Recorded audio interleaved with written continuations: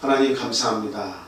한 주 동안의 모든 삶을 우리 주님께서 인도해 주시고 형통한 길로 인도해 주셔서 저희 모든 참빛교회 가족이 이렇게 모여 하나님 앞에 기도드리고 예배를 드릴 수 있게 해주시는 데 감사를 드립니다. 아멘. 하나님, 저희들이 살면서 이 인생의 그 굴곡을 많이 경험합니다. 참 인생의 밤을 경험할 때마다 우리 하나님을 찾고 또 하나님을 통해서 그 모든 해답을 얻고 있습니다. 그 모든 것도 하나님의 은혜요. 그 구원에서 저희들이 벗어나지 않도록 하나님의 말씀으로 가르쳐 주시고 또 귀한 하나님의 영의 양식과 또 귀한 좋은 영의 친구들을 이렇게 같이 이렇게 섬기며 살아갈 수 있도록 해주시는 일 또한 하나님의 크신 은혜라고 저희들 믿어집니다. 하나님, 저희의 욕심과 이 세상을 향한 마음들을 하나님께서 모두 다 녹여주시고 온전히 하나님을 향한 또 하나님을 찾는 그 마음이 저희에게 강력히 내 안에서 역사할 수 있도록 하나님 인도해 주시기를 간절히 소원합니다. 아멘. 우리의 모든 죄악을 사해 주시고 또 그 우리의 나머지 있는 삶을 통해서도 하나님께서 많은 복과 좋은 곳을 예비해 두시고 저희들을 인도해 주신 또한 그 은혜 생각할 때 진심으로 큰 위로가 되고 하나님 앞에 감사와 영광을 돌립니다. 아멘. 하나님, 오늘 저희에게 귀한 말씀을 허락해 주시옵소서. 그 말씀을 들을 때 아멘하는 심령이 되게 해주시옵소서. 아멘. 그 말씀을 붙잡고 또 한 주를 살아가는 저희의 삶이 될 수 있게 도와주시옵소서. 아멘. 인생은 짧고 그리고 또 너무나 참 보잘것없다고 하는 사실을 오늘 이 시간, 짧은 시간이지만 이 시간을 통해 우리가 깨닫게 해주시고 하나님 없는 세상은 어떤 영광이 주어진다 한들 아무것도 아니고 아무 낙이 없다고 한 사실을 이 시간 철저히 깨달아 알게 하여 주시옵소서. 아멘. 온전히 하나님 붙잡고 하나님과 동행하는 삶 살아갈 수 있도록 역사해 주시고 그리고 나머지를 통해서 우리 짧은 인생이지만 우리 주님께 헌신하고 또 감사와 영광과 찬송을 돌리며 사는 아름다운 삶을 살 수 있도록 주님 함께해 주시옵소서. 아멘. 이 시간에 함께하지 못한 우리 사랑하는 영의 가족들 그리고 함께하기를 원하지만 함께 이 길을 가지 못하는 육의 가족들이 있습니다. 하나님, 그 모든 인생들 불쌍히 여겨주시고 하나님께서 정말 큰 은혜, 긍휼을 베풀어 주셔서 하나님을 알 수 있게 도와주시고 하나님 앞에 나와서 구원 얻는 복을 우리들을 통해서 그 중간에 우리들을 통해서 연결이 되어서 꼭 그 은혜를 누릴 수 있도록 하나님 인도해 주시옵소서. 아멘. 오늘 말씀의 시종을 주님께서 주관해 주시고 마귀 일절에 틈타지 않도록 주님 도와주시옵소서. 아멘. 또한 모든 영광 하나님께서 받으시기를 간절히 소원하며 예수 그리스도 이름으로 감사하며 기도합니다. 아멘. 아멘.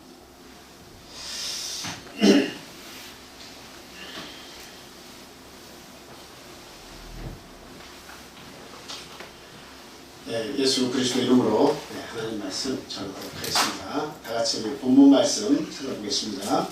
창세기 47장 8절에서 9절 읽는 말씀입니다. 자, 다 같이 읽어보도록 하겠습니다. 자, 시작. 바로가 야곱에게 묻되 내 나이가 얼마냐? 야곱이 바로에게 아뢰되 내 나그네 길의 세월이 130년이니이다. 내 나이가 얼마 못되니 우리 조상의 나그네 길의 연조에 미치지 못하나 험악한 세월을 영원하나이다 하고. 아멘. 지금 저 장면을 여러분들이 다 이렇게 기억을 하실 겁니다.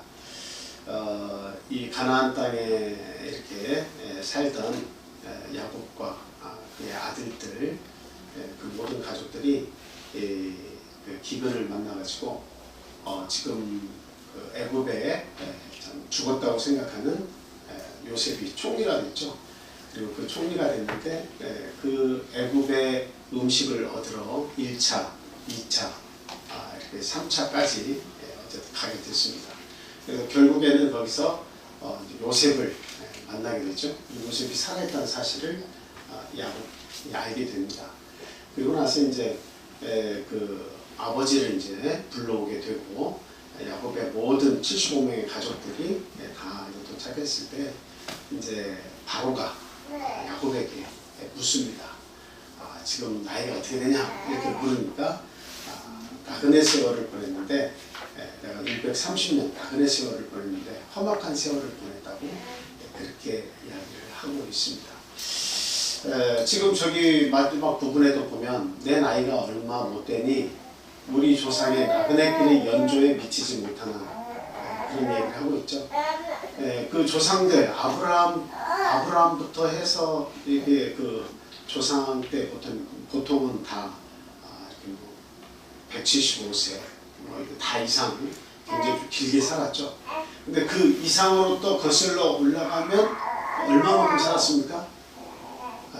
아담과 하와 이후로 노아의 홍수가 있기 전까지는 그래도 다 기본이 뭐 900세 못해도 650세 다 이렇게 굉장히 긴 세월을 이렇게 살았습니다. 그런데 그 세월에는 내가 미치지 못하지만 내가 이 130년 살았지만 험악한 세월을 보냈다라고 그렇게 고백을 하고 있습니다.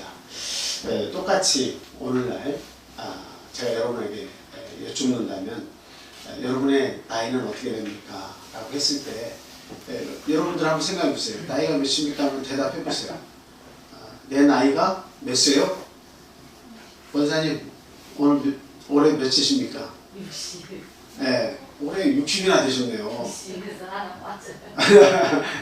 59세 그러면 59세를 사셨는데 여러분들이 야곱이라고 생각하시고 59세를 살았습니다 하고 뒤에 붙일 말이 있다면 어떤 것을 붙이겠습니까? 우리 윤 집사님은 내 나이가 얼마니? 요 뒤에 뭘 붙이고 싶으세요? 여기에 나는 참 잘 살았습니다. 인생에 굴곡도 없이 아픔도 없이 잘 살았습니다. 이 말이 여기에 들어갈까요? 아니면 다른 말이 들어갈까요? 다른 말이 들어가죠. 맞습니다. 저 역시도 오래 산 세월을 알면 지금 53세지만 53년 살았지만 앞에 20세 뭐 30세까지는 철부지 삶을 살다가 인생을 조금 맛을 알면서 이렇게 살아가면서 이제 한 20년 산 거예요. 그래서 총 얼마를 살았다 하지만 그 산 세월이 이게 얼마 되지 못합니다. 더구나 우리 조상의 그 산 세월에 또 비교해 보면 나이가 또 이게 얼마 되지 못합니다. 참 이렇게 저희들이 삶을 살면서 그 뒤에 붙일 수 있는 말은 야곱 혼자만 할 수 있는 말이 아니라 오늘날 저와 여러분들이 할 수밖에 없는, 뱉을 수밖에 없는 그런 말이라는 사실이에요. 내가 60평생 살았지만 80평생 살았지만 70평생 살았지만 100평생 살았지만 그러나 우리 조상의 세월에 비교해 본다면 아주 짧은 인생을 살았고 그리고 그 세월이나마 험악한 세월을 보냈습니다. 이렇게밖에 고백할 것이 없다라고 하는 사실입니다. 결국 성경도 저희에게 이렇게 얘기하고 있습니다. 여러분 전도서 1장 1절에서 8절까지 있는 말씀 한번 보겠습니다. 전도서 1장 1절부터 8절입니다. 자, 한번 같이 읽어보겠습니다. 시작. 다윗의 아들 예루살렘 왕 전도자의 말씀이라. 전도자가 이르되 헛되고 헛되며 헛되고 헛되니 모든 것이 헛되도다. 해 아래서 수고하는 모든 수고가 사람에게 무엇이 유익한가. 한 세대는 가고 한 세대는 오래 땅은 영원히 있도다. 해는 뜨고 해는 지되 그 떴던 곳으로 빨리 돌아가고 바람은 남으로 불다가 북으로 돌아가며 이리 돌며 저리 돌아 바람은 그 불던 곳으로 돌아가고 모든 강물은 다 바다로 흐르되 바다를 채우지 못하며 강물은 어느 곳으로 흐르는지 그리로 연하여 흐르느니라. 모든 만물이 피곤하다는 것을 사람이 말로다 할 수는 없나니 눈은 못 봐도 족함이 없고 귀는 들어도 가득 차지 아니하도다. 아멘. 그러니까 저희만 피곤한 게 아니네요. 알고 보니까 모든 만물이 다 피곤하다 그렇게 얘기하네요. 이 세상에 지금 그 자라나는 꽃과 과일과 모든 식물들도 동물들도 마찬가지죠. 동물들도 그 죽어가지고 그 장기를 해부해 보니까 그 윗속에 플라스틱에 가득 차고 쓰레기가 가득 차 있고 그리고 지금 모든 과실나무와 이런 모든 산들에 있는 식물들 보니까 이게 다 그 공해로 찌들어 있어요. 기형도 많이 나타나고 있고. 그래서 사람만이 아니라 모든 만물이 지금 다 피곤하다라고 하는 거죠. 말은 할 수 없지만 그러나 그 뒤에 가로치고 그 식물과 동물과 우리 인생을 포함해서 모두가 다 피곤하다. 나의 삶이 참 피곤하다. 이렇게 다 이야기를 하고 있는 것처럼 보여집니다. 참 우리가 이렇게 지금 솔로몬의 고백을 보면 헛되고 모든 것이 헛되었다. 이 말은 이거는 젊을 때는 할 수 없는 말이에요. 젊을 때는 앞만 보고 달려가요. 여기에 이제 우리 그 30대도 계시고 20대도 계시고 할 수 있습니다만 이게 10대, 20대 요때는 막 나이가 좀 빨리 좀 찼으면 좋겠다. 뭔가 내 손으로 내 힘으로 내 의지대로 내가 원하는 것을 마음껏 해보고 싶다고 앞만 보고 막 달려가요. 그런데 인생을 조금씩 알기 시작하면서 어떤 두려움이 오는지 아세요? 가정을 꾸리고 그 자식을 낳고 그리고 뭔가 삶의 어려움이 하나씩 맞닥뜨려질 때마다 그때부터 인생의 맛이 이제 깨달아지는 거죠. 뭐가 생각나겠습니까? 죽음이라는 문제가 점점 가까이 옵니다. 우리 젊을 때는 아프지도 않고 아플 염려도 없고 항상 쌩쌩할 것만 같고 그리고 내가 원하는 대로 열심히 아르바이트를 하든 일을 하든 그게 따복따복 다 나오니까 이거 가지고 사는데 무슨 염려가 있겠느냐 하고 앞만 보고 질주하죠. 그런데 이제 조금 인생의 맛을 알기 시작하면 참 죽음이라고 하는 것이 찾아옵니다. 고달픔이라고 하는 것이 젊었을 때보다 더 큰 고달픔과 외로움과 서러움과 모든 어려움, 짐들이 자꾸 찾아오기 시작하는 거예요. 뭐 그렇잖아요. 자녀를 키울 때는 부모의 마음을 서서히 알기 시작하지만 자녀를 키우지 못했을 때는 어때요? 부모의 마음을 이해할 수가 없습니다. 자녀를 키워보면 그 자녀가 나에 대해서 항의하고 원망하고 불평 이렇게 쏟아낼 때 내가 저렇게 살았구나. 그런 걸 깨닫는 거 아니겠습니까? 마찬가지 우리의 인생에 철이 들어가면서 삶과 죽음의 문제, 심각함을 느껴가면서 내 인생이 어떻게 살면 좋을 것인가, 지금 이렇게 사는 것이 올바른 것인가 하는 것들을 철이 들어가면서 하나씩 깨달게 되는 거죠. 그래서 점점 나이를 먹게 되면 결국 하늘의 뜻을 자꾸 생각하는 겁니다. 그래서 좀 저와 여러분들이 내 인생 마지막 여정에 하나님께서 분명히 물으실 것입니다. 네 나이가 몇이 되느냐. 부르시기 전에 우리의 마음속에 물으실 거예요. 네 인생이 지금 내가 너 데려가려고 하는데 네 인생이 얼마냐 라고 물으셨을 때 우리 모두는 분명히 대답해야 되겠습니다. 뭐라고 대답해야 되겠어요? 뭐라고 대답하기 원하세요? 내 인생이 120세입니다. 이렇게 대답했어요. 그 다음에 하나님께 뭐라고 여러분들이 대답을 하고 싶으십니까? 어떤 말을 더 덧붙이고 싶으십니까? 야곱처럼 험악한 세월을 보낸 나이다. 이 말씀만 하고 싶어요? 아니면 그 뒤에 뭔가를 첨가하고 싶습니까? 육신적으로는 내가 험악한 세월을 보냈지만 그 마지막에 우리가 꼭 해야 할 말이 있어요. 이것 때문에 오늘 제가 말씀을 드리는 겁니다. 이 말씀이 뭘까요? 하나님께서 하셨습니다. 하나님께서 함께 하셨습니다. 하나님께서 나에게 힘을 주셔서 그 험악한 세월을 보냈지만 내가 이겨낼 수 있었고, 내가 험악한 세월을 보냈지만 하나님 붙잡고 하나님 앞에 설 수가 있었습니다. 하나님 함께 해주셔서 감사합니다. 이 말을 우리가 할 수 있어야 된다는 거예요. 그래야 그 인생이 험악한 것으로 끝나지 않는다라고 하는 사실이에요. 물론 야곱은 지금 험악한 세월을 보냈습니다. 여기까지만 얘기했지만 그러나 그 뒤에는 하나님께서 형통한 삶을 살 수 있도록 인도해 주셨습니다. 이야기를 지금 야곱은 하고 있고 할 수밖에 없는 삶을 살았다는 겁니다. 네? 지금 험악한 세월의 여정을 우리가 한번 함께 공부해보고 정말 야곱이라는 사람의 인생은 내 인생과 어떻게 그렇게 닮았는가 하는 것을 우리가 같이 보고 마지막에 어떤 말을 하는 삶이 성공한 삶이다 하는 것을 같이 생각하고 내려가도록 하겠습니다. 우리 한 구절만 더 한번 볼게요. 10편 90편 10절 10편 90편 10절입니다. 잘 아는 구절이죠. 한번 읽어보겠습니다. 시작. 우리의 연수가 70이요 가늘하면 80이라로 그 연수의 사랑은 수고와 슬픔뿐이요 신속히 가니 우리가 나아가나이다. 네. 인생이 어찌나 짧은지 우리가 산 세월을 돌이켜보면 휙 하고 날았다는 생각이 듭니다. 어떻게 그렇게 저런 표현들, 시적인 표현들을 어떻게 저렇게 잘 만들어냈는지 아주 그냥 감탄스러운 따름입니다. 모세가 한 이야기를 적용해보면 그때 역시도 어때요? 우리의 지금 사는 이 세월의 연수와 거의 비슷한 그런 연수를 살았다고 합니다. 모세는 120세를 살았지만 저희나 뭐 그때나 지금이나 거의 인생의 연수가 비슷하죠. 근데 대부분의 우리의 인생을 생각해보면 건강을 잘 유지해서 조금 더 살고 조금 못 살고 하는 차이도 있습니다만 그러나 그 인생은 100년을 살든 1000년을 살든 만년을 살든 그 마지막은 신속히 간다. 만년 사는 사람도 어떻게 이렇게 총알같이 빨리 갔어요.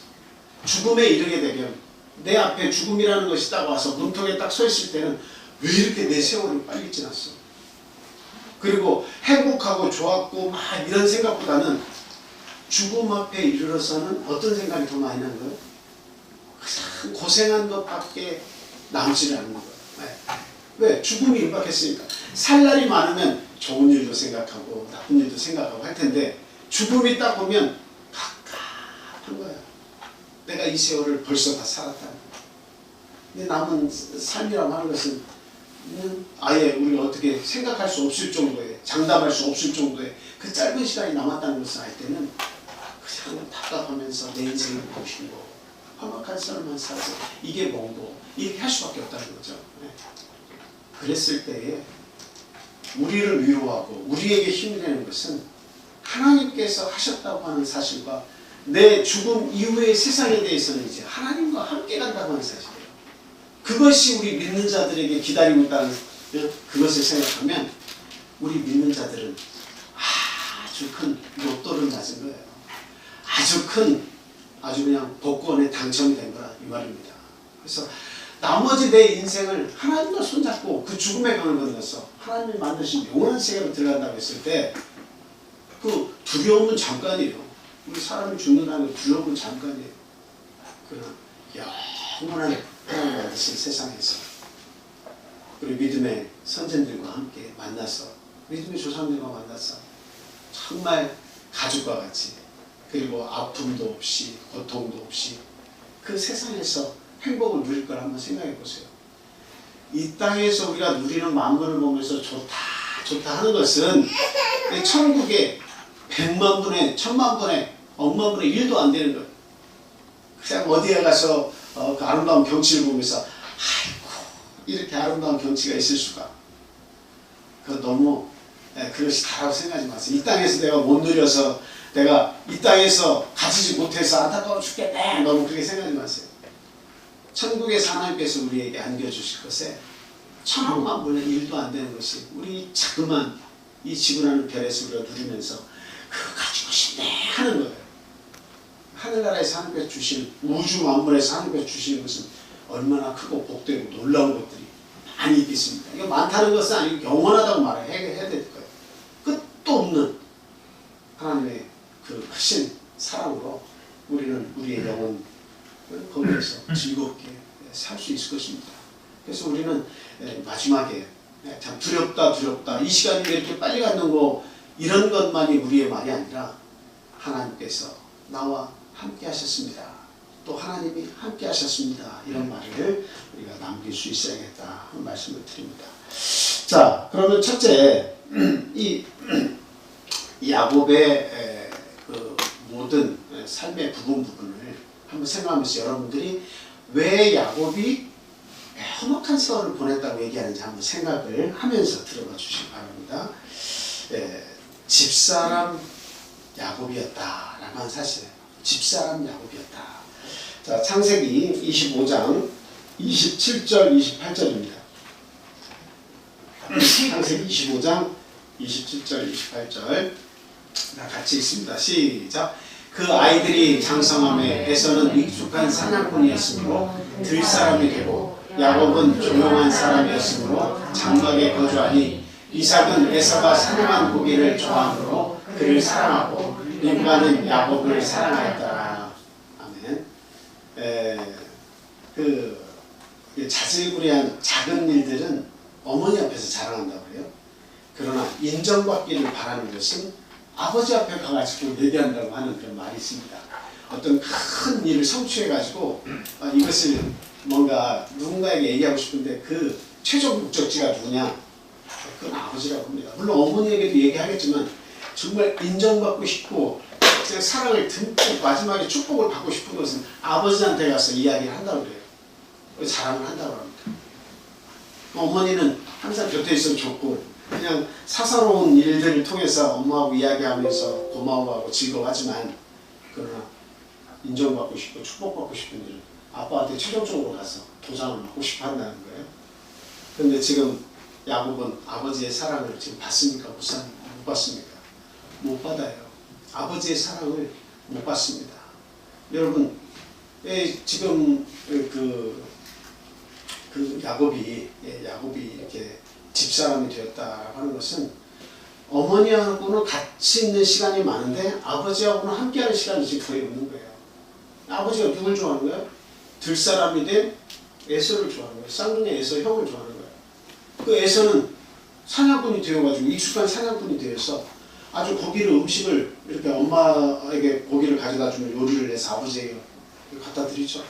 그러니까 이 아버지는 그냥 그것이 좋아가지고 에서를 칭찬하면서 가까이 두고 그냥 축복도 큰아들한테 주려고 듬뿍 주려고 마음속으로 좀 생각하면서 항상 에서가 밖에서 아주 사냥해서 고기를 즐기면서 칭찬해주고 있습니다. 그냥 항상 에서와 함께한 시간이 많아요. 그러니까 그런 모습을 볼 때에 야곱의 마음이 어땠겠습니까? 에서가 엄마의 사랑을 받냐 못 받냐의 문제는 그 별개입니다. 아버지가 인정을 해주면 에서는 막 살기가 충천되어 있어요. 네. 아버지가 내 삶을 인정해주고 모든 것을 물려줄 것을 생각하면 그 아버지에게 이런 사랑받는 이것이 자기의 인생을 풍요롭게 아주 가득 채워줬단 말이죠. 그런데 참 야곱은 그렇지 못했습니다. 어머니의 입지라고 하는 것은 한 가정에서 굉장히 작아요. 따뜻하고 뜨거운 것은 있지만 그 가정에서 차지하는 할 수 있는 운동의 폭이 굉장히 작습니다. 옛날일수록 더 그랬죠. 가부장적이었습니다. 그 속에서 야곱이 살면서 아버지의 사랑을 독차지하는 형을 볼 때 굉장히 마음속으로 참 어떤 슬픔과 외로움을 느꼈을 겁니다. 그런데 문제는 이런 부분에서 참 어떤 험악한 여정이 시작이 되었지만 그러나 그 가운데 집사람이 되어서 어머니와 함께한 세월을 많이 가졌다고 하는 것이 주는 장점이 있습니다. 그 장점이 무엇이겠습니까? 그 장점은 어머니가 그 아들 야곱에게 하나님을 가르쳤다는 사실이죠. 사냥하러 다니는 시간이 많으면 뭔가 배울 시간이 뭐가 많이 있어요? 들려주는 이야기들을 많이 뭔가 자기가 생각하고 의미를 부여하고 자기의 삶에 대해서 고민하고 이런 일들이 많이 있을까요?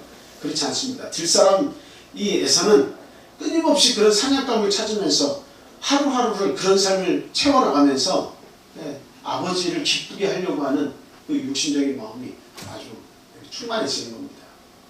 그에 비해 집에 남아서 할 수 있는 것이 집안 살림밖에 없어요. 근데 어머니와 함께 해야 돼요. 어머니는 무엇을 얘기했겠습니까? 여러분, 모세가 왜 민족을 구원하는 그런 놀라운 일을 감행할 수 있었을까요? 바로 앞에 가서 담대히 말하고 끄집어내는 것은 첫째는 하나님의 능력이지만 둘째는 누구의 힘이 컸을까요? 어머니의 힘이 컸습니다. 어머니가 유모로 들어가서 그 아이에게 젖을 먹이면서 무엇을 가르쳤을까요? 너는 히브리 사람이다. 너는 하나님의 백성이다. 이것을 반복적으로 계속 가르치다는 이야기죠. 결국 그 마음속에 어려서부터 무엇이 싹튼 거예요? 하나님이 그 속에 씨앗이 내려져서 하나님에 관해서 알게 되고 하나님을 계속 생각한 겁니다. 그리고 이 야곱의 험악한 여정이 아버지로부터 편애를 받는 그런 험악한 여정이 시작되었음에도 불구하고 집사람이 되어서 집에서 운둔의 폭이 잦지만 어머니로부터 하나님에 관한 말씀을 많이 들을 수밖에 없는 그런 상황이었다는 거죠. 그것이 뭐예요? 험악한 여정 속에서 하나님께서 함께 하심으로 그 인생이 어떻다는 거예요? 험악한 여정이지만 형통의 길로 갈 수 있었던 이유다라고 하는 사실입니다. 그래서 어린 시절부터 하나님께서 함께 하셨다라고 하는 사실이죠. 그래서 지금 여기에 있는 우리 자매님들이 나중에는 다 어머니가 될 것인데, 어머니는 큰 일을 할 수는 없어도 먼 일을 할 수 있습니까? 우리 자녀들을 구원을 할 수 있습니다. 아버지들은 그 일을 잘 못해요. 그냥 우리가 그렇게 어떤 생리적으로 그렇게 돼 있어요. 아버지는 뒷사람에 가까워요. 어머니는 뭐에 가까워요? 집사람이에요. 물론 시대가 변해서 그게 바뀌기도 한다고 하지만 그래도 여전히 어머니의 마음은 뜨겁습니다. 아버지보다 뜨거워요. 어머니는 그래도 더 세밀하게 그 자녀를 살핍니다. 그리고 어머니는 더 세밀하게 그 자녀를 위해 기도할 수 있습니다. 아버지들은 덤벙덤벙 뛰어가는 것 같지만 어머니들은 세밀하게 자녀들을 살피며 그 영혼을 위해서 간구하고 또 준비를 할 수가 있는 것이라는 겁니다. 그래서 저나 여러분들이나 우리 앞으로 아빠가 될 분도 계시지만 우리 모든 형제반들도 분발을 해야겠지만 그 어머니의 그 뜨거운 믿음을 통해서 우리 자녀들에게 교육을 시켜가지고 하나님을 알 수 있는 그러한 것들을 교육을 시키는 것이 대단히 중요하다라고 하는 것을 말씀을 드립니다. 그래서 이 어려운 그 출발이 이 어려서부터 시작이 되었다라고 하는 겁니다. 자, 두 번째는 아버지의 장잡권 축복입니다. 창세기 27장 자 5절에서부터 30절까지 있는 내용인데요. 제가 중간중간 한번 보겠습니다. 자, 제가 좀 빠르게 읽어드릴게요.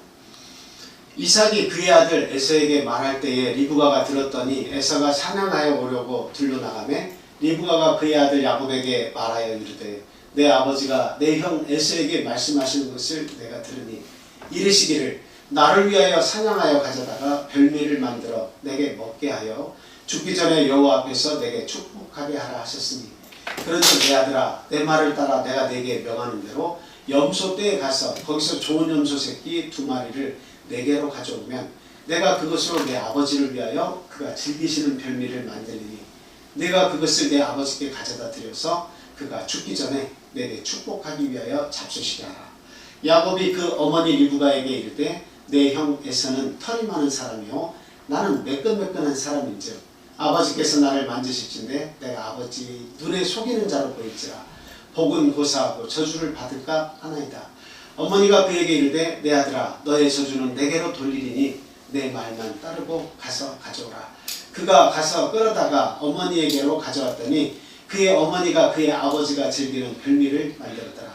리브가가 집 안 자기에게 있는 그의 맏아들 에서의 좋은 의복을 가져다가 그의 작은 아들 야곱에게 입히고 또 염소 새끼의 가죽을 그의 손과 목에 매끈매끈한 곳에 입히고 자기가 만든 별미와 떡을 자기 아들 야곱의 손에 주니 야곱이 아버지에게 나아가서 내 아버지여 하고 부르니 이르되 내가 여기 있노라. 내 아들아 내가 누구냐? 야곱이 아버지에게 대답하되 나는 아버지의 맏아들 에서로소이다. 아버지께서 내게 명하신 대로 내가 하였사오니 원하건대 일어나 앉아서 내가 사냥한 고기를 잡수시고 아버지 마음껏 내게 축복하소서. 이삭이 그의 아들에게 이르되 내 아들아 내가 어떻게 이같이 속히 잡았느냐? 그가 이르되 아버지의 하나님 여호와께서 나로 순조롭게 만나게 하셨음이니이다. 이삭이 야곱에게 이르되 내 아들아 가까이 오라. 내가 과연 내 아들 에서인지 아닌지 내가 너를 만져보려 하노라. 야곱이 그 아버지 이삭에게 가까이 가니 이삭이 만지며 이르되 음성은 야곱의 음성이나 손은 에서의 손이로다 하며 그의 손이 형 에서의 손과 같이 털이 있으므로 분별하지 못하고 축복하였더라. 여기까지만 읽었습니다. 자, 지금 여기서 보니까 어머니가 직접 야곱에게 하나님에 대해서 가르쳤다라고 하는 내용은 나오지 않고 있습니다. 성경에. 근데 우리가 그것을 유추할 수 있는, 강력하게 유추할 수 있는 내용입니다. 저 대목이. 지금 어머니가 아버지가 곧 사냥한 고기를 가지고 오면 에서를 축복을 하려고 해요. 장자로서의 축복을 하려고 해요. 근데 그 축복의 주인이 누구냐? 그 축복을 하는 것이 아버지가 물론 입을 통해서 축복을 하지만 그 축복을 주시는 주체가 누구시냐 하는 거죠. 그 축복의 주체는 누구예요? 아버지가 믿으시는 여호와 하나님이에요. 남편이 믿는 여호와 하나님이에요. 근데 아버지가 그 하나님이 주시는 축복을 지금 나라들에게 주려고 지금 하고 있어요. 근데 저 대목을 읽을 때마다 저는 참 이해가 안 되는데 얼마나 에서가 마음에 안 들었으면 엄마가 그렇게 편애를 했을까 하는 겁니다. 아버지가 하나님의 축복을 주려고 하는데 그 축복을 내가 사랑하는 누구에게?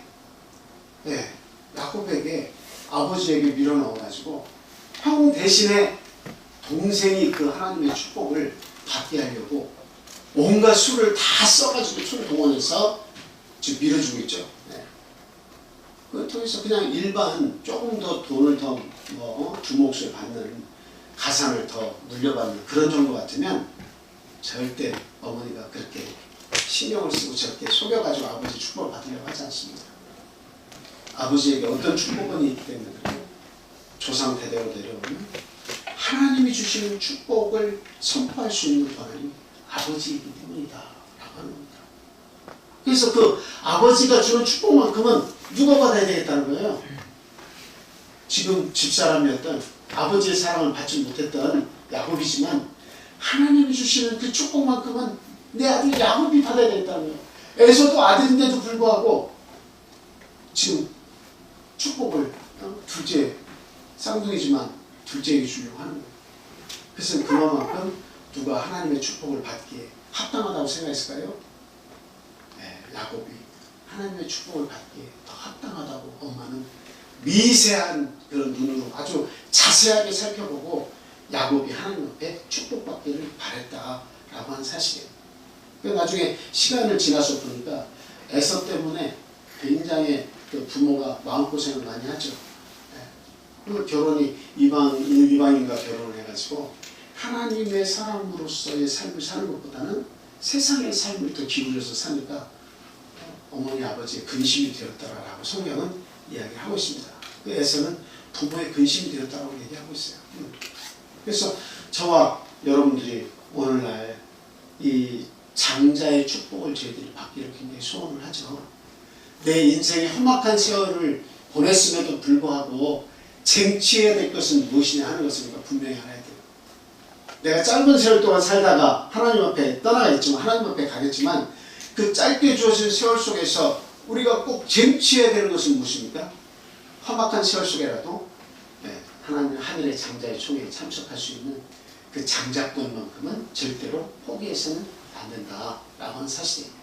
하나님께서 우리에게 거저 구원받을 수 있는 그런 은혜를 베푸셨는데 그 은혜를 받고 설렁설렁 세상 살다가 인생 다 떠나보내고 마지막 인생에 험악한 세월을 보냈습니다. 내가 옛날에 믿음을 가졌었는데 그 믿음도 어디로 갈지 모르겠습니다 라고 얘기한다면 그거야말로 진짜로 험악한 세월이에요.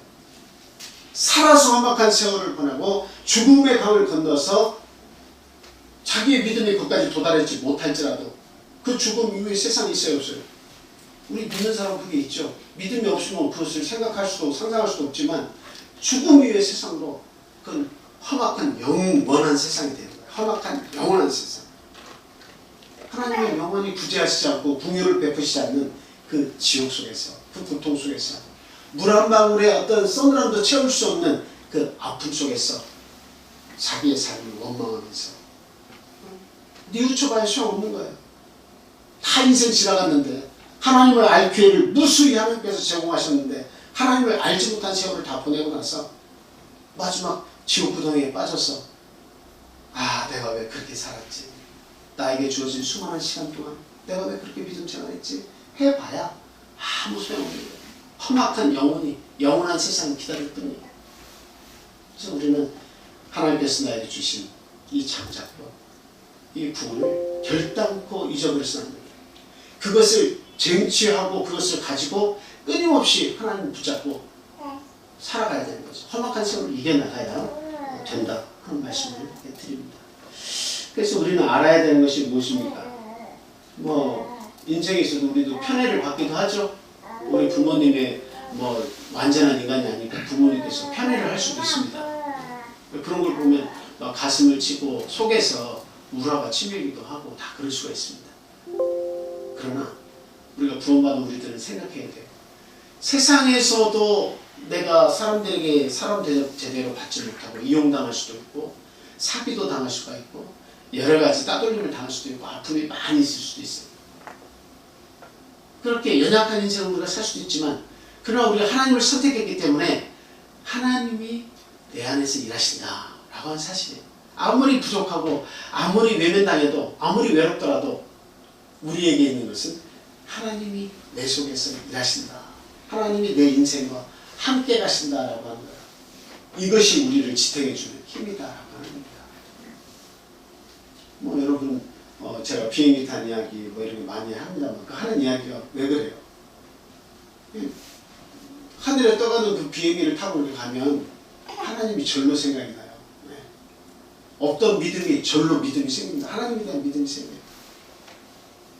막 이렇게 난기류를 만나가지고 푹푹 떨어지는 거 몇 번 경험하면 아 생명이 별거 아니구나. 인생이 별거 아니구나.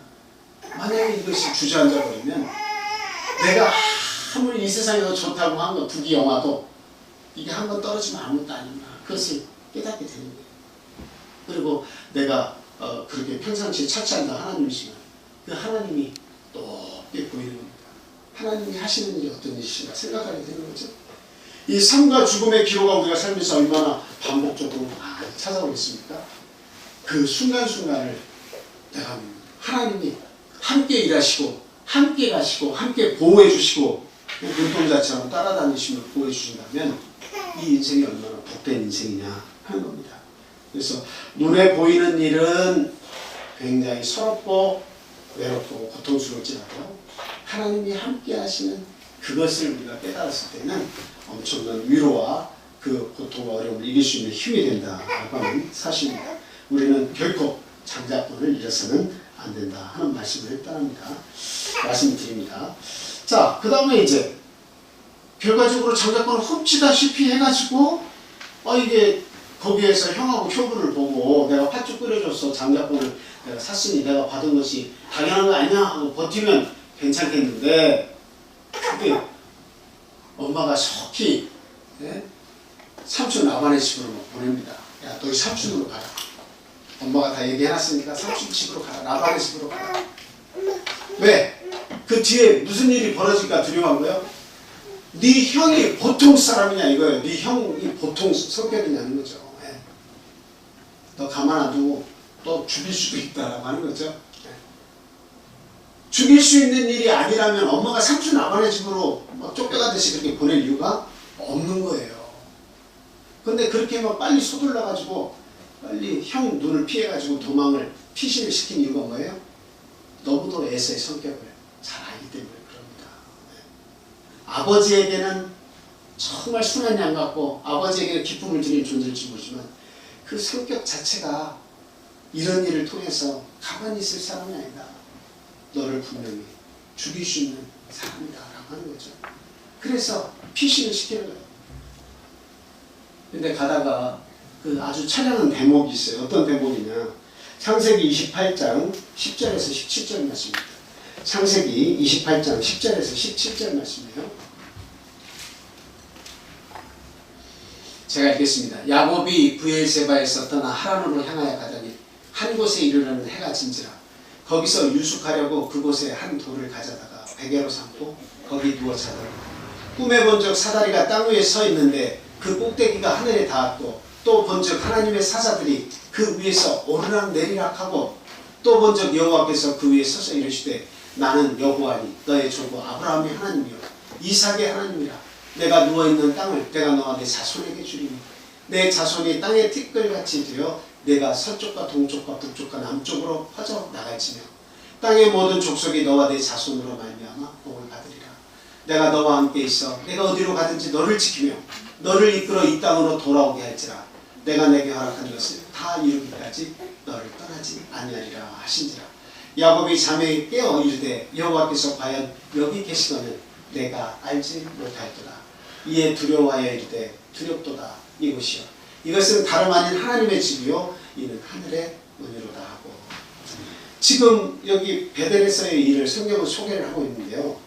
지금 형의 날 잡아 죽이려고 하니까 도망 나와가지고 장자권 받은 것은 그때는 축복이었지만 그 축복을 위해서 감수해야 되는 것이 너무 큰 거예요. 외로움과의 싸움이에요. 그리고 두려움과의 싸움이에요. 뭐 옛날에는 어때요? 혼자 여행을 하는 것은 오늘날에는 그래도 그나마 어떤 각종 지식 이런 것들을 우리가 가지고 떠나니까 그래도 안전한 곳을 선택해서 여행도 하고 무사히 다녀올 수 있습니다만, 그러나 예전에는 혼자 떠난다는 것은 죽음을 각오해야 돼요. 언제 어느 때 어느 족속에게 의해서 죽음을 당할지 모르는 거예요.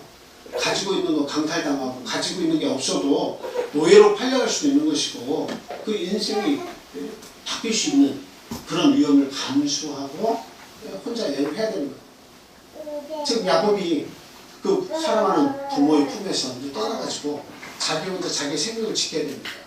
여러 족속으로부터. 그리고 지금 돌베개를 자고 들에서 혼자 자고 있습니다. 얼마나 참 처량합니다. 여러분 밖에서 자보신 적 있어요?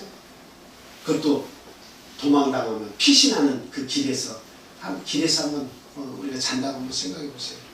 그 인생이 얼마나 처량하고 불쌍합니까? 참 가진 것도 없지만 생명이 얼마나 위태롭습니까? 그렇죠?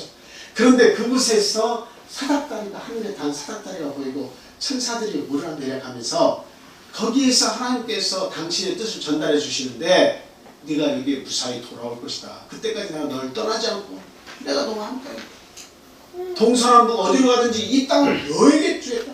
너의 후손에게 주겠다. 이런 축복을 하나님께서 하십니다.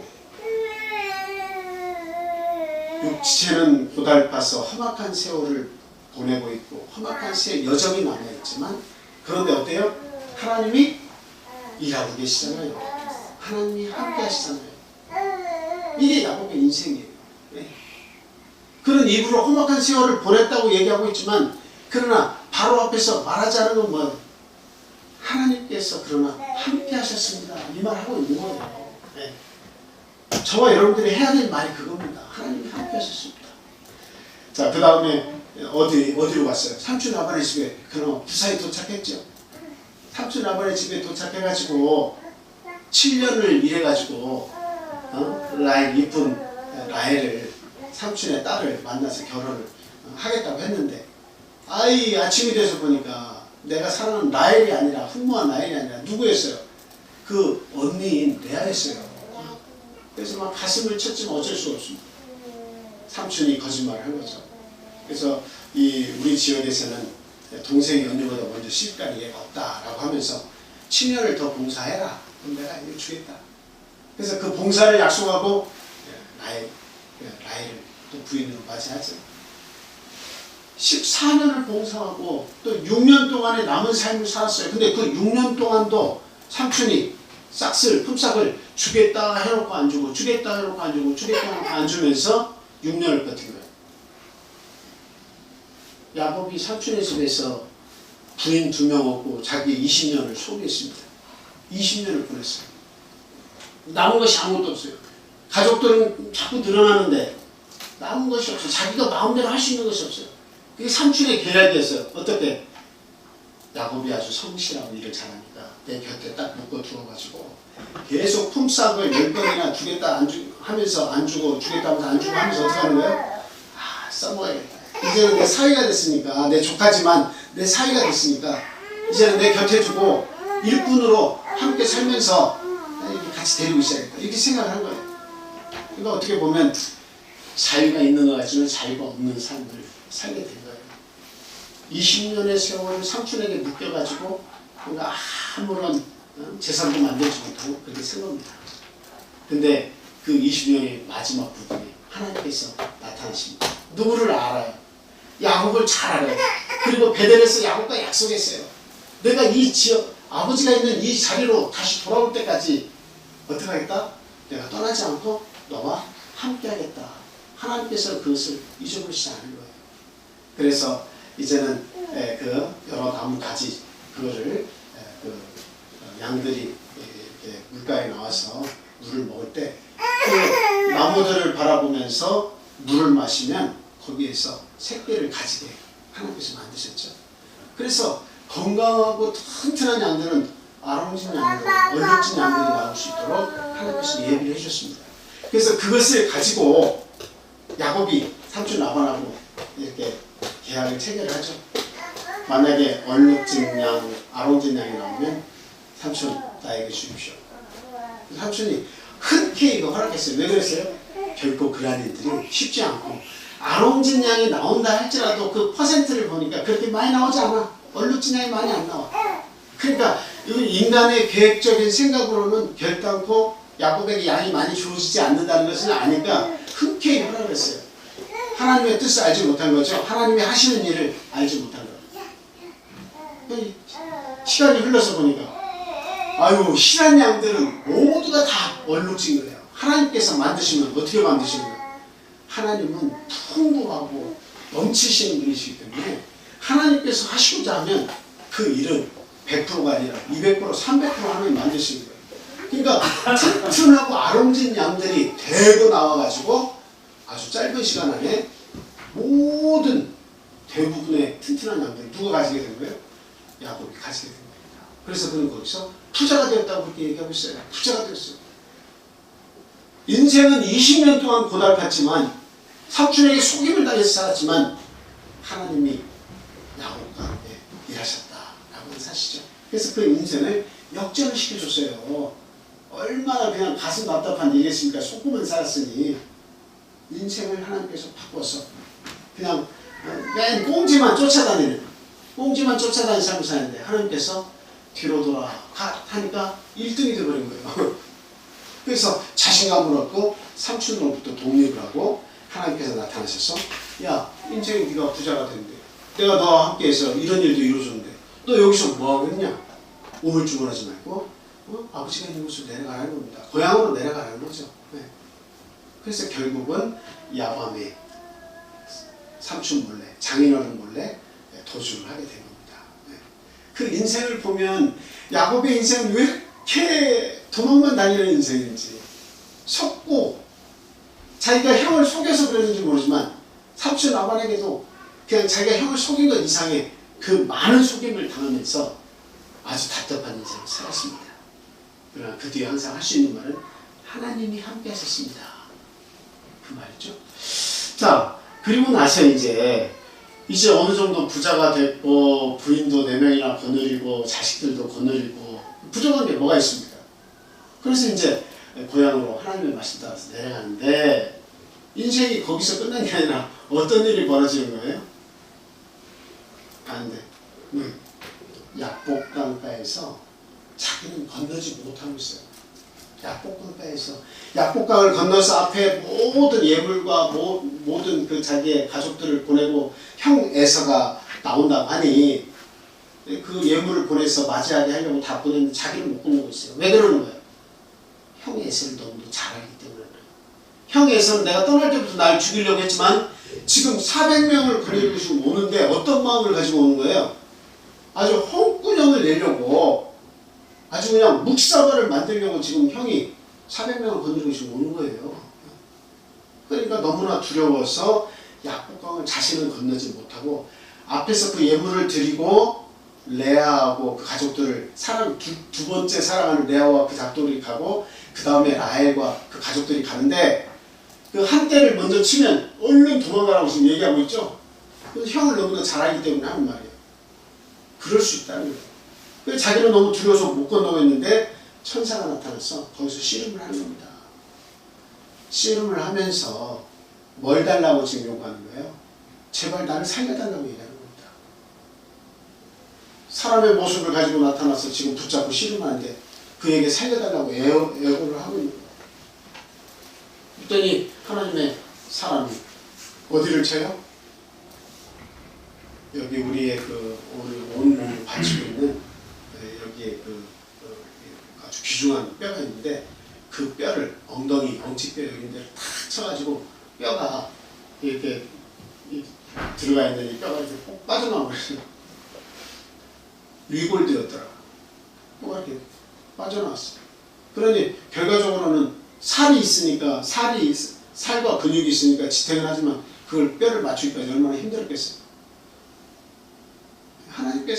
하시는 거예요. 육신이 고달프고 앞에 형이 와서 죽이려고 하는데 우리의 가족들이 생명이 위태로운데 그 고통스러운 상황을 자기가 맞아야 돼. 그때 더군다나 여기 하나님의 사람이 때려가지고 뼈가 위골이 돼가지고 쩔룩쩔룩 할 수밖에 없어요. 이제는 다 틀렸다. 도망갈 수 없다. 그리고 그 하나님의 사람 이야기합니다.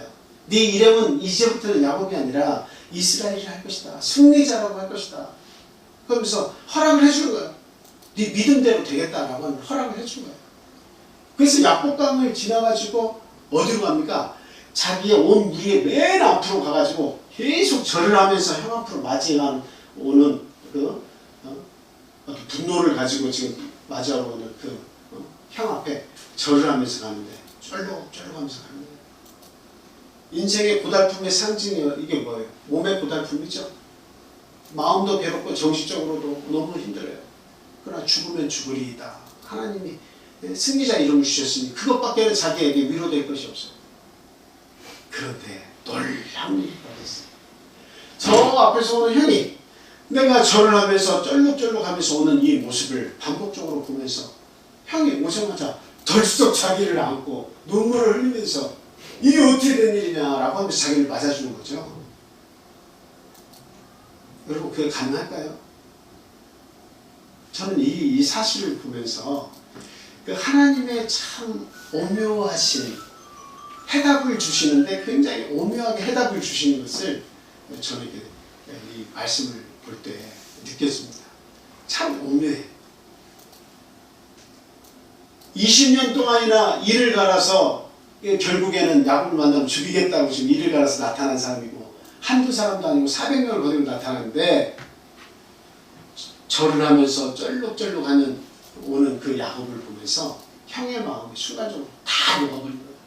20년의 분노가 한순간에 다 녹아버린 거예요. 여러분 그런 거 있죠. 상대방이 쭉 떠오르는데 그 사람이 엄청난 고통에 처하고 생명의 위협을 받는 그 지경에 딱 놓이게 되면 그 사람을 보면 어때요? 분노가 가장 불쌍함으로 딱 바뀌어버려요. 하나님께서 그렇게 그냥 억지뼈를 치셔가지고 그렇게 만들어 보신 거예요. 일순간에 그 이를 가리던 분노가 딱 사라져서 무사히 만나게 해주십니다. 형제가 그래서 무사히 상봉을 하죠. 고달픈 야복강가에서의 그 죽음의 위험 속에서 가슴이 답답하고 무너져버릴 것만 같은 그 순간에 하나님께서 당신의 약속을 충실히 이행해 가면서 내가 너와 떠나지 않고 내가 너와 함께하겠다. 내가 너를 보호해주겠다. 그 말씀을 지키신 거예요. 그러니까 야곱의 인생은 그냥 우리의 육신의 눈으로 보면 모두가 다 험악한 세월이야. 어려서부터 지금까지 험악한 세월이야. 그런데 하나님이 함께 하시면서 그를 형통하게 만들고 계시다 하는 겁니다. 아멘. 자, 그 다음에 이제 여러분 그걸로 또 끝이냐? 그게 아니에요. 이제 모든 것이 다 끝난 듯 했습니다. 형을 무사히 만났으니 이거는 20년이 아니라 자기의 삶 전체를 두고 용서받지 못할 일인데 그 두려움의 문제가 해결이 되어버렸어요. 그래서 이제 마음이 편안해졌죠. 더 이상 일이 없을 것처럼 생각했습니다. 자, 야곱이 여기에서 어디로 가야 될까요? 베델에서 하나님과 약속하면서 나를 무사히 돌아오게 하시면 내가 여기 와서 뭐를 쌓겠다? 담을 쌓겠습니다. 약속을 했으니 하나님께. 그럼 어디로 가야 됩니까? 그 형과의 문제가 무사히 끝났으니까 인생 최대의 문제가 해결됐으니까 어디로 바로 가야 돼? 네, 베델로 가야 돼. 근데 베델로 안 가고 어디로 가요? 중간에 세겜으로 가는 거예요.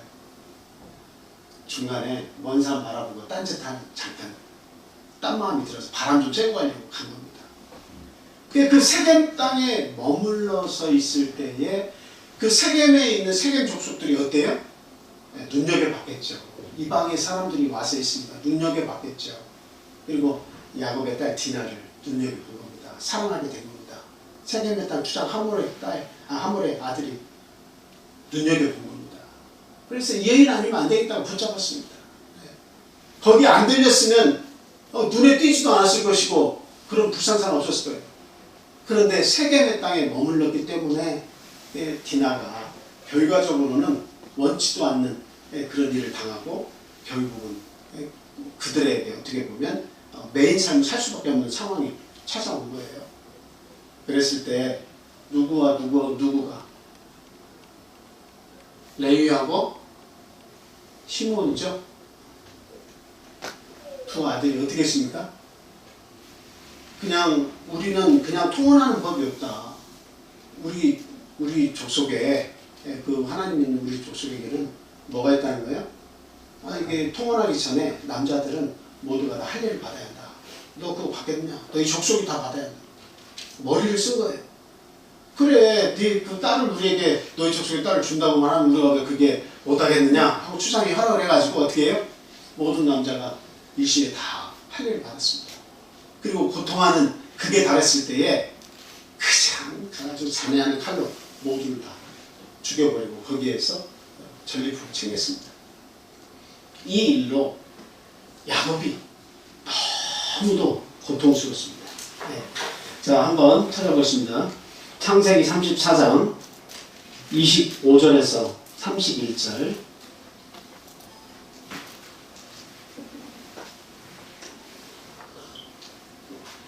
제3일에 아직 그들이 아파할 때에 야곱의 두 아들 디나의 오라버니 시므온과 레위가 각기 칼을 가지고 가서 몰래 그 성읍을 기습하여 그 모든 남자를 죽이고 칼로 하물과 그의 아들 세겜을 죽이고 디나를 세겜의 집에서 데려오고 야곱의 여러 아들이 그 시체 있는 성읍으로 가서 노력하였으니 이는 그들이 그들의 누이를 더럽힌 까닭이라. 그들이 양과 소와 나귀와 그 성읍에 있는 것과 들에 있는 것과 그들의 모든 재물을 빼앗으며 그들의 자녀와 그들의 아내들을 사로잡고 집 속의 물건을 다 노력한지라. 야곱이 시므온과 레위에게 이르되 너희가 내게 화를 끼쳐 나로 하여금 이 땅의 주민 곧 가나안 족속과 브리스 족속에게 악취를 내게 하였다. 나는 수가 적은즉 그들이 모여 나를 치고 나를 죽이니 그러면 나와 내 집이 멸망하리라. 그들이 이르되 그가 우리 누이를 창녀같이 대우함이 옳으니까.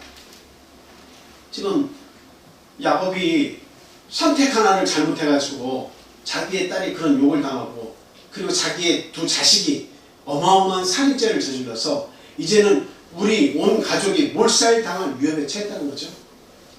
여러분, 사람이 한두 명 죽은 게 아니라 세겜 땅에 있는 사람들이 거기서 여러 죽으면 그 냄새가 우리가 나는 코로 맡는 냄새가 아니라 그 죽음의 냄새가 어디까지 뻗치겠습니까? 가나안 온 땅에 뻗치면 그 모든 족속에 알려지는 건 한순간 아니에요? 그럼 그 족속들이 어디에 집중하고 야곱의 이 가문에 집중하고 그들을 모두 다 몰살시킬 거라 하는 겁니다. 위험 인물들로 보고. 그러니까 야곱은 뭔가 문제가 해결될 만하면 고통이 찾아오고 문제가 해결됐다 하면 문제가 찾아오고 계속 도망다닐 수밖에 없어요. 지금 또 어떻게 해? 도망다녀야 돼. 지금 이제 좀 아버지 가까이 와가지고 좀 편안히 뭔가 쉬어야 되는데 또 도망가야 돼. 자, 창세기 35장 1절에서 5절입니다. 그러나 그 인생에 험악한 세월이 있는 것이 아니라 그 뒤에 누구의 손길이 있냐 하는 것이 중요한 거죠. 창세기 35장 1절에서 5절입니다. 다 같이 읽겠습니다. 시작. 하나님이 야곱에게 이르시되 일어나 베델로 올라가서 거기 거주하며 내가 내 형 에서의 낯을 피하여 도망하던 때에 내게 나타났던 하나님께 거기서 제단을 쌓으라 하신지라. 야곱이 이에 자기 집안 사람과 자기와 함께한 모든 자에게 이르되 너희 중에 있는 이방 신상들을 버리고 자신을 정결하게 하고 너희들의 의복을 받고 입으라. 우리가 일어나 베델로 올라가자. 내 환난 날에 내게 응답하시며 내가 가는 길에서 나와 함께 하신 하나님께 내가 거기서 제단을 쌓으려 하노라 하며 그들이 자기 손에 있는 모든 이방 신상들과 자기 귀에 있는 귀고리들을 야곱에게 주는지라. 야곱이 그것들을 세겜 근처 상수리 나무 아래에 묻고 그들이 떠났으나 하나님이 그 사면 거울들로 크게 두려워하게 하셨으므로 야곱의 아들들을 추격하는 자가 없었더라. 네 아들 내놔라. 레위하고 시므온 내놔 하고 주변에서 그 족속들이 달라붙어서 달라오면 어떡할 거예요? 우리들까지 죽여도 뭐라고 할 말이 없는 거예요. 그런데 하나님께서 모두를 두렵게 만드셨다. 그러니까 이 사건이 전달이 안 된 게 아니에요. 가나안 족속들에게 다 전달이 됐어요. 그런데 그들이 믿는 하나님을 두려워하게 하나님께서 만드셨다. 저들에게 손대면 안 돼. 그들에게는 여호와 하나님께서 함부로 해서 안 돼. 그런 두려움을 주어가지고 결국은 추격하는 자가 없이 그 세겜 땅을 떠나올 수 있었습니다. 하나님께서 말씀하시는 거예요. 야, 베델로 올라오라고 했잖아. 나는 너에게 약속을 지켰는데, 난 널 떠나지 않고 너와 함께했어. 너를 보호했는데 왜 너는 나와의 약속을 이행하지 않느냐 하고 얘기한 거죠. 그래서 결국 베델로 올라갈 때 아주 비장의 각오를 하죠. 하나님께서 보호해 주시고 올라오라고까지 하시니 이제는 살았구나 하면서 그 어떤 그 세상을 쫓는 그런 문화의 표현들을 다 내게 가져와라. 땅속에 묻고 의복도 새롭게 입고 하나님께 담을 쌓고 예배 드리러 가자 하고서 이제 새로운 각오로 가족들이 가는 겁니다. 참 여기까지의 그 야곱의 인생을 이렇게 보면 여러분 어때요? 아, 이제 모든 문제가 이제 해결됐구나 이렇게 생각을 하고 싶죠. 근데 가장 큰 문제가 또 하나 딱 기다리고 있네. 이게 마지막입니다. 이게 뭐예요? 누가 사라져? 누가 죽어? 가장 그것도 살아나는 누가? 색동저고리를 만들어서 특별히 편애했던, 자기가 편애를 해서 자기가 고통을 입었는데 자기의 자식들 중에 요셉을 또 특별히 편애하고 있네. 라헬의 자식, 라헬이 낳은 자식, 그 자식에겐 색동옷을 입혀가지고 특별히 형들하고 어떻게 해요? 분리해서 사랑을 하고 있습니다.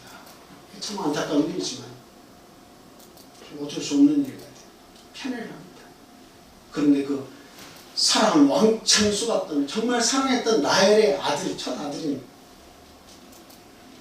요셉을 형들이 죽었다고 거짓 이야기 하죠. 누구한테 팔고? 아라비아 상인들한테 팔고, 처음에는 구덩이에 묻어서 굶겨 죽이려고 그랬어요. 구덩이에 넣어가지고. 근데 유다가 그것을 막아가지고 아라비아 상인에게 이제 팔지요. 그래서 애굽으로 가게 된 겁니다.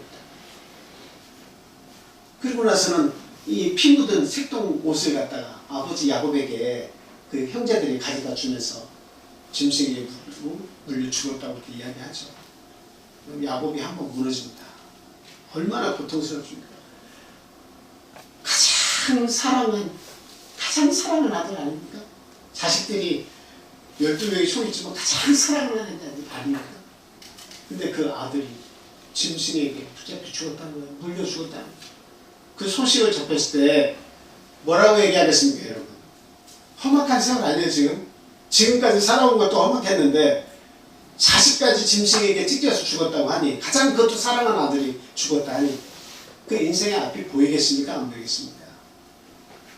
참 고통스럽게 짝이 없는 거예요. 그런데 17세 때에 그 아들을 잃어서 이게 노예로 팔려간 그 아들이 나중에 보니까 뭐가 되어 있는 거예요? 애굽의 총리가 되어 있는 거예요. 그래서 이제는 그 양식을 기근 때 몇 번, 한 번, 두 번 살아왔는데 마지막 세 번째 이렇게 또 불러가지고 들어오라고 해가지고 이 야곱 앞에까지 오게 된 겁니다. 총리가 된 사실을 알았어요. 살아있다는 것을 발견했어요. 또 한 번 무너지는 거죠. 기분이 좋은 것이 아니라 한편으로는 좋으면서 그 17세부터 총리가 됐던 그 어간의 13년, 14년 요 세월을 죽은 것으로 알고 산 내 마음이, 그 산 세월이 너무도 고통스러운 거예요. 살아있는 것만 알고 내가 살아도 좋겠는데 죽었다고 알고 그 체념하기까지의 그 고통스러움, 잊혀지지 않는 죽음,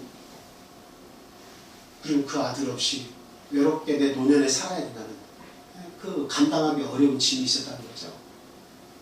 만났을 때 그 감격과 더불어서 참 내 세월이 정말 한탄스럽게 짧았다라고 하는 사실.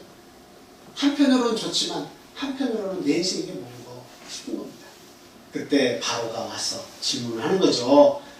바로 앞에 이 왕 앞에 나아갔을 때, 애굽의 큰 나라 왕 앞에 나아갔을 때 왕이 질문하는 거죠. 내 연수가 어떻게 되냐? 이게 물은 거죠. 자, 우리 그 내용을 저기 보여주시네요. 같이 한번 다시 읽어보겠습니다. 한번 그 마음을, 한번 야곱의 마음을 이해하면서 읽어보세요. 자, 시작. 바로가 야곱에게 묻되 내 나이가 얼마냐? 야곱이 바로에게 아뢰되 내 나그네 길의 세월이 130년이니이다. 내 나이가 얼마 못되니 우리 조상의 나그네 길의 연조에 미치지 못하나 험악한 세월을 보내었나이다. 가슴이 막 저릴 정도로 험악한 세월이죠. 근데 결국은 하나님께서 요셉을 붙들어 주셨죠. 야곱에게 돌려주셨죠. 야곱은 가장 험악한 세월을 보냈지만 요셉을 보면서 그 노예는 큰 위로가 됐습니다. 그러면서 뭘 생각했겠어요? 내가 육신적으로 살아온 것은 그 하나님이 축복하시는 장자권을 받기 위해 선택한 내 삶이 어머니로부터 지시받고 어머니로부터 교육받고 하나님에 대해서 알아서 그 하나님을 선택한 그 결과가 육신적으로는 어마어마한 고달픔의 연속이었지만 그러나 결국 그때마다 여호와 하나님께서 내 삶을 지탱해 주셨다. 그래서 내 인생 노년에 이렇게 요셉을 다시 만나서 하나님을 생각하면서 살 수 있는 그런 계기가 되었다. 그리고 고백하지 않겠습니까? 저와 여러분의 지금 고백은 어떤가 한번 생각해 보세요. 네. 저와 여러분의 고백은 당신의 연수가 어떻게 되냐? 라고 물었을 때 지금까지의 삶에 대해서 우리는 뭐라고 얘기해야 되겠습니까? 저도 야곱하고 똑같아요. 말할 수 있는 것은 험악한 세월을 보냈습니다. 그 문제는 먹고 마시는 문제가 아니에요. 요즘에는 얼마나 뭐 초대도 받고 얼마나 음식이나 이런 것들은 부족함이 없습니까? 의복의 문제가 아니에요. 그러나 그 인생을 가만히 속을 내려다보면 험악한 세월을 보내지 않은 사람이 없어요. 인생 먹고 살기 위해서 험악한 세월을 보낼 수밖에 없었다라고 하는 사실이죠. 네. 험악한 세월을 다 보냈습니다. 근데 저는 그 뒤에 할 말이 있습니다. 그건 뭐예요? 네, 하나님이 함께 하셨습니다. 모든 걸 하나님이 함께 하셨습니다. 저는 그 할 말을 가지고 있습니다. 여러분도 다 마찬가지시죠? 네. 이 유산을 우리의 자녀 세대에 꼭 물려줘야겠습니다. 반드시 물려줘야겠습니다. 이 노동자들이 모여가지고 고달픈 삶을 다 이렇게 사는데 그 노숙자들이 이렇게 고달픈 하루의 삶을 지내고 밥을 얻어먹으러 다 모였어요. 근데 그날은 컵라면과 이게 그 달걀 찐 달걀을 하나씩 다 나눠줬습니다. 그것을 이렇게 한 사람이 맛있게 먹고 있는데 옆에 있는 친구가 와가지고 삶은 무엇인가? 라고 이렇게 물었어요. 삶은 무엇인가? 그랬더니 컵라면 먹고 있던 친구가 자기의 계란으로 그 상대의 머리를 탁 치면서 먹긴 뭐요? 삶은 계란이지. 이렇게 얘기했죠. 여러분 인생이라고 하는 것은 별거 없어요. 먹기 위해서 살아요. 잘 입고 잘 먹기 위해서 살아요. 마태복음 6장에서 보면 너희가 무엇을 먹을까 마실까 입을까를 위해서 살지 마라. 그것은 다 이방인들이 하는 것이다. 내가 이거 다 줄게. 하나님이 약속하셨어요. 하나님의 나라와 그 의를 위해서 살아. 그게 정말 가치 있는 삶이야. 이거 잃어버리면 그냥 육신적인 먹고 사는 문제 살다가 네 인생 끝마쳐. 여러분 그 먹고 사는 문제 그거 우리 나이가 80세 90세 되고 나면 다 끝나는 거예요. 아무것도 아닙니다. 근데 그거 쟁취하려고 우리는 좋은 대학 가려고 하고 그리고 좋은 직장 가지려고 먹고 잘 살려고 거기에만 목표가 있어서 이 인생 한순간 살면서 하루살이처럼 살면서 거기에 집중해서 살아서 내 인생 망치려고 하는 거예요. 조금 부족한 대학 갈 수도 있고 조금 부족한 직장 가질 수도 있어요. 좋은 직장 가면 더 좋지요. 훌륭한 사람 되면 더 좋죠. 그 인생의 목표가 하나님이어야 한다는 사실이에요. 아멘. 그 하나님 잃어버리고 나면 진짜 험악한 세월과 플러스 험악한 지옥의 삶이 기다리고 있다는 사실 우리는 분명히 알아야겠습니다. 하나님 이 시간 저희들에게 깨달음을 허락해 주시옵소서. 하나님과 함께하는 삶을 살아가게 해주옵소서. 너 지렁이 같은 야곱아 하나님께서 하셨지만 그 지렁이 같은 야곱에게 이스라엘이라는 승리자 이름을 주신 것처럼 오늘날 우리 지렁이 같은 삶을 사는 우리 인생들에게 하나님께서 우리를 선택하셔서 축복하시고 구원을 해주셨습니다. 이 장자의 축복을 잃어버리지 않는 저와 여러분이 되시길 바랍니다. 아멘. 이 장자의 축복을 우리의 자손 대대로 넘겨주실 수 있는, 유산으로 남길 수 있는 우리 참교회 성도님 다 되시기를 예수 그리스도의 이름으로 축복을 드립니다. 아멘. 자, 우리 다 같이 성령으로 기도하겠습니다. 자, 아직 성령을 받지 못하신 분은 하나님 성령을 주십시오. 예수 그리스도의 영이 없으면 하나님의 사람이 아니라고 하지 않았습니까? 하나님, 당신의 영을 내게 부어주십시오. 또 성령 충만을 우리에게 허락해 주십시오. 우리의 가정을 믿음으로 회복시켜 주시옵소서. 우리 참교회, 우리 모든 성도들 하나님께서 불쌍해 주시고 그 영혼을 강건하게 만들어 주옵소서. 하나님 찾는 부도자들과 함께 해 주시옵소서. 연로하신 우리 집사님들과 그리고 하나님 아직 믿지 않는 우리 부모님들과 우리의 가족들을 하나님 돌아봐 주십시오.